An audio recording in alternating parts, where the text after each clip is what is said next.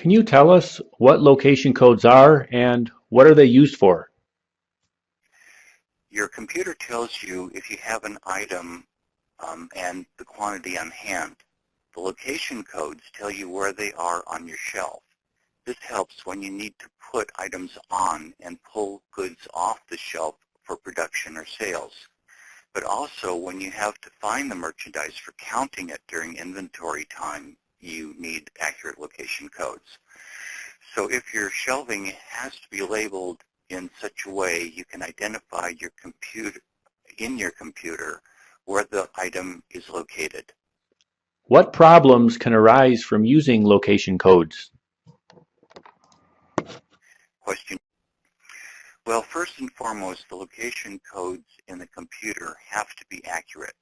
For example, I once worked at a company where taking inventory failed because the parts weren't where the computer said they were. Other problems can arise if the code doesn't fit the characteristics of the company.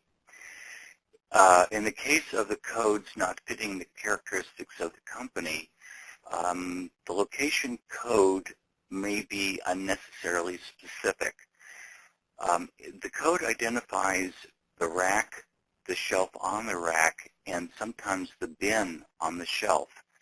In this company, bins were constantly moved as parts were added and removed, changing the location on the shelf and changing the location between shelves. This necessitated correcting the codes in the computer, and that required 4 persons over a week's time every 6 months when we did the inventory. So the question became, can the bin location be eliminated without taking more time to pull parts? So as a test, I timed the inventory guy while he first pulled the parts using the full location code, and then I had him pull the parts using just the rack and the bin locations. Turns out that the time was the same. So we decided that we could eliminate the bin location on the shelf. What we concluded was that we can add or remove bins, and as long as the bins on the shelf stayed on the same shelf, no correction was needed in the computer. Another example is completely random location codes.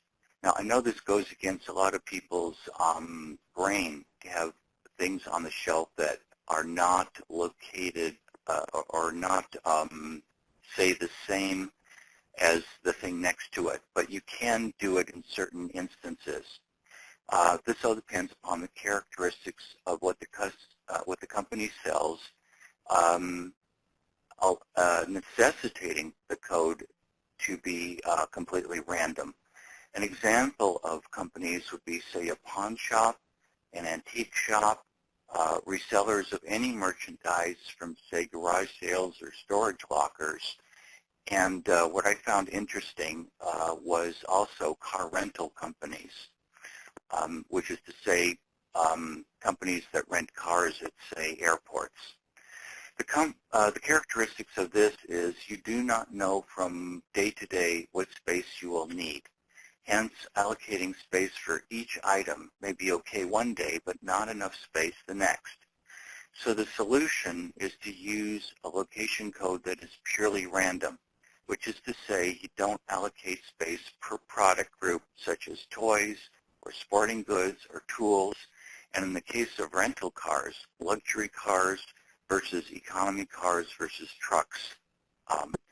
So instead, any category of item can be put in any location as long as the location can be identified. In the case of merchandise on the shelf, the rack and shelf is identified with a code that is easy to find and included in the ad for the item. For example, A3 for rack A and shelf 3.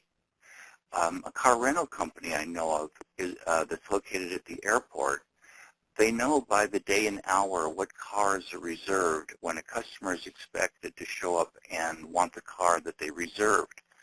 Off-site, there's a bigger lot with cars and a place for the cleaners to clean the returned cars and make them ready to go back to the airport by the drivers.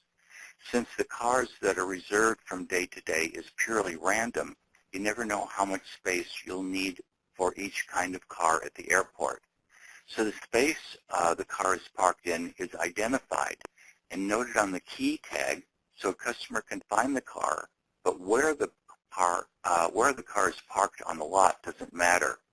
So assigning how many spaces for each kind of car is not only unnecessary, but may cause problems when there are more cars than spaces for a certain kind of car. Of course, I realize that this doesn't work where customers select merchandise themselves, such as a bookstore or, say, a video store or even a grocery store. This only applies when you sell something and you have to find it. So my suggestion for assigning location codes for items a company sells is first, if your items are relatively fixed, that is, they stay the same from day to day, only be as specific as necessary as to where the part is. If you can locate an item without using all the location code is too specific. Second, if your items are constantly changing and don't assign space on your shelf by what that thing is. It's perfectly okay for unlike items to be next to each other if your location code in the computer allows you to find it on the shelf. Well, thank you, Dustin, for letting me contribute to your blog, and